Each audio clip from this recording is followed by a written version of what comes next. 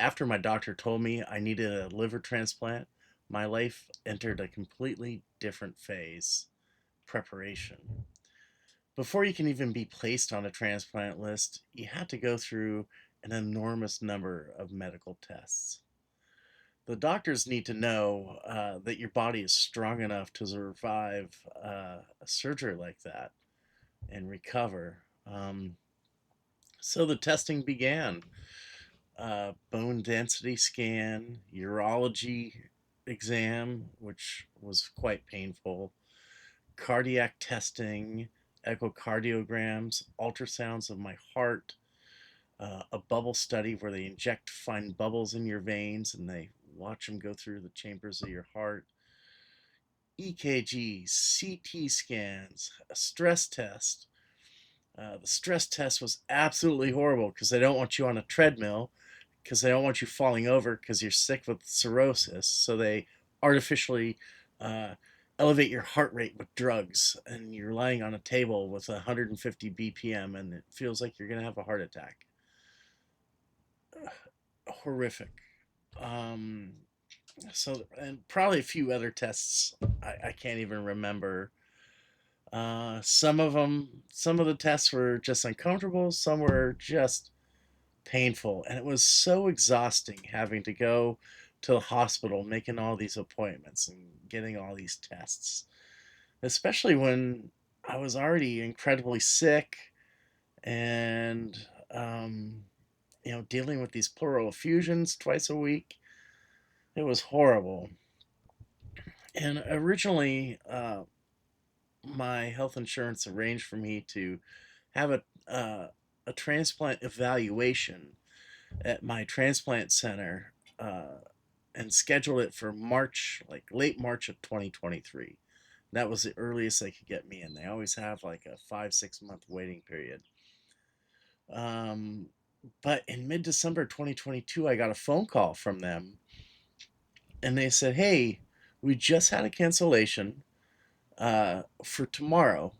Would you like to take that appointment?"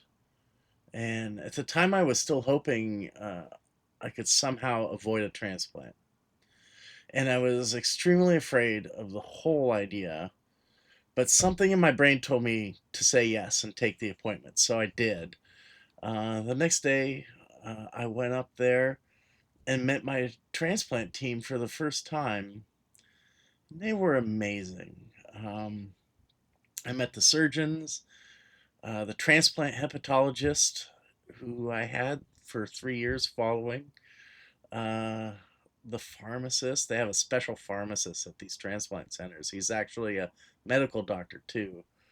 A social worker, and everyone involved in the transplant process. My transplant hepatologist, in particular, was really calm and reassuring and incredibly knowledgeable. And and after that meeting, I felt a lot better.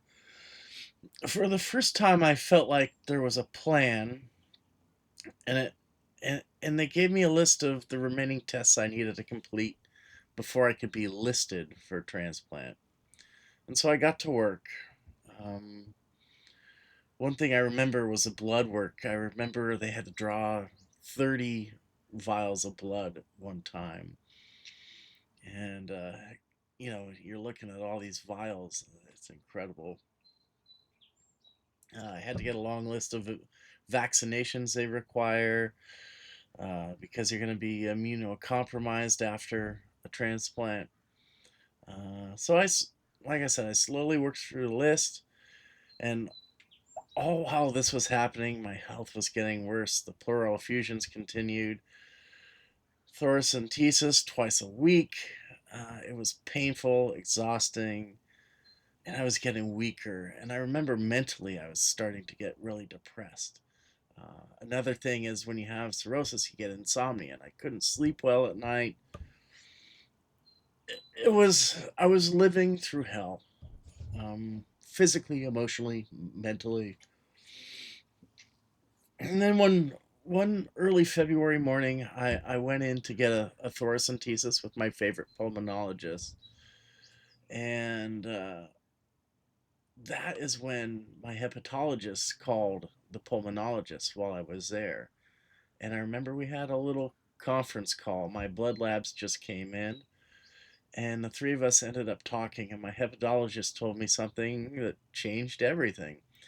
He said, your sodium is 120. 120. That is dangerously low. And he said, I'm going to admit you to the hospital. And then he said the words I never wanted to hear. Uh, you're going to wait there and have a liver transplant. It's time.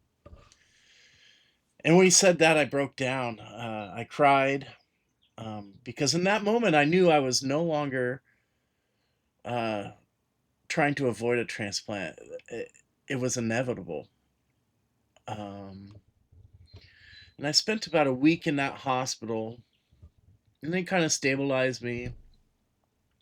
But those days were really hard. I was far away from home. Hospitals are not fun, and it was just painful. It was emotionally grating. I sunk into a deep depression. And luckily for me, my insurance has a program called Hospital at Home. So after about a week of just being miserable in the hospital, they transferred me to home where they set up all the equipment I needed to be monitored from home. And that made a huge difference. I was home with my family and just being stabilized, right? I would have visit from nurses every day. I'd get a paramedic every morning to give me a physical exam, draw blood, send it to the lab. I'd have a doctor appointment via video. They had all sorts of diagnostic equipment for measuring blood pressure that would send it directly to the chart. And I was kind of maintaining. In fact, there was one thing really interesting. I needed a chest x-ray because of my pleural effusion, and they sent a guy with a portable x-ray machine into my house, and I sat in my chair in my living room, and they took an x-ray of my chest. That was incredible. So I maintained like that for about 3 4 weeks, and then something really incredible happened. Early March, the evening before my birthday, I was kind of making some plans with my parents. We were gonna have kind of a low-key dinner together, and my phone rang, and it was the transplant center, the transplant team, and they said, "Hey, we have a liver for you. Can you come by tomorrow? Uh, you're next. We have a liver. You are the primary offer." I couldn't believe it, and all this time I was scared to death of having a transplant, and I was also scared to death of not getting a transplant in time. I mean, it's a horrible feeling.